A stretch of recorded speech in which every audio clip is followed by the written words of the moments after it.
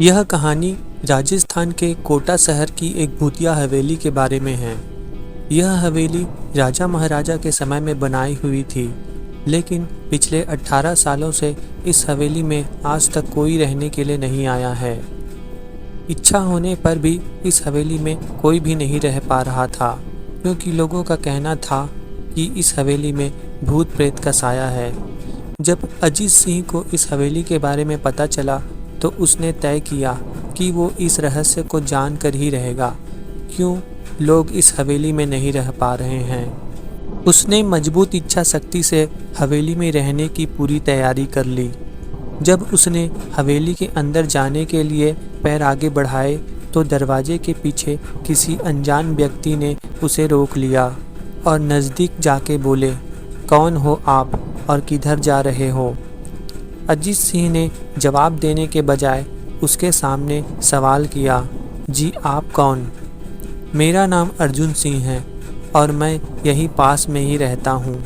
अजीत सिंह ने कहा, ओह अच्छा, मैंने सुना है कि यह एक भूतिया हवेली है और यहाँ कोई नहीं आ पाता, इसलिए मैं इस हवेली में एक दिन रुकने का फैसला किया है।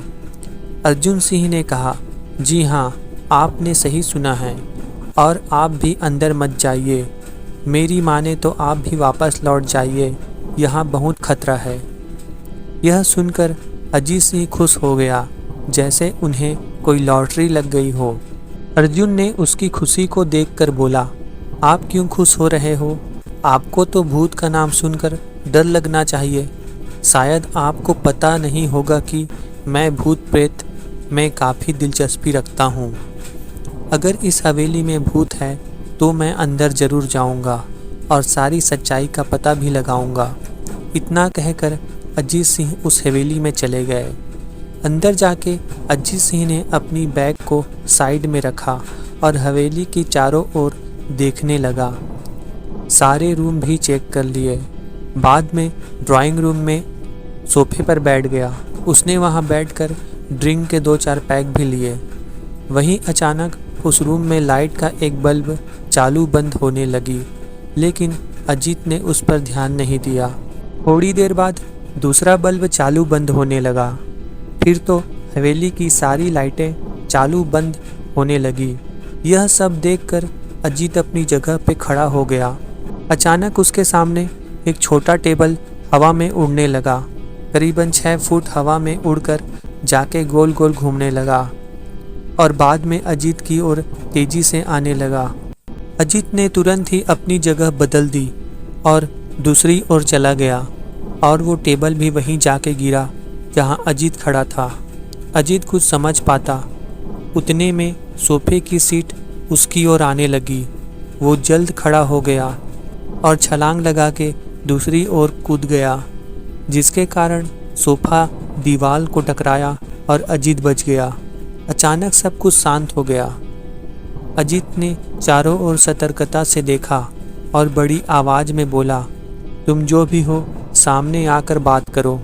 वहीं एक बड़ी परछाई उसके सामने आई। अजीत ने उस परछाई को देखकर बोला, कौन हो तुम और क्यों मुझे मारना चाहते हो?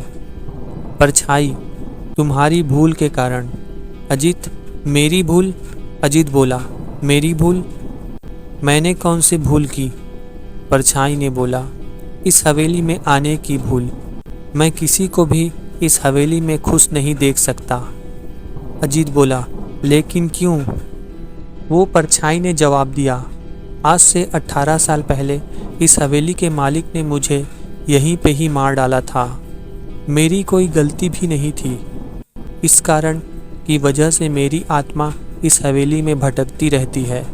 मैं किसी को भी इस हवेली में नहीं रहने दूंगा, क्योंकि इस हवेली में मेरा खून हुआ है। इस हवेली में जो भी रहने के लिए आएगा उसकी मौत होगी। अजीत ने कहा, मैं तुम्हें अपने असली रूप में देखना चाहता हूँ। तुम्हें मारने से पहले मैं तेरी यह इच्छा जरूर पूरी करूँगा। और उस परछाई ने एक भयानक रूप ले लिया। उसका चेहरा इतना भयानक था कि अजीत भी एक क्षण के लिए डर गया था, लेकिन दूसरी ही क्षण उसने अपने आप पर काबू पा लिया।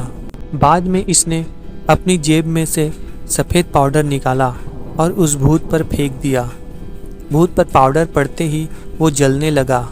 बड़ी बड़ी ज्वाला उठने लगी। वो बहुत ज़ोर ज़ोर से चिल्लाने लगा और बाद में पूरी तरह से जल गया। उसके बाद अजीत ने चैन की सांस ली और वहीं सो गया। दूसरे दिन सुबह जब अजीत को सही सलामत हवेली के बाहर आते देख अर्जुन को आश्चर्य हुआ। अर्जुन ने अजीत से पूछा, तुम कैसे जिंदा हो?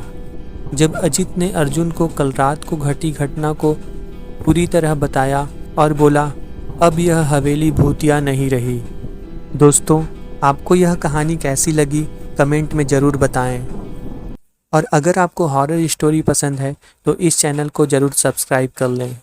और आपके पास भी कोई अगर हॉरर स्टोरी है तो आप उसे ईमेल में सेंड कर दीजिए। हम उसे अपनी चैनल में ज़रूर सुनाएंगे।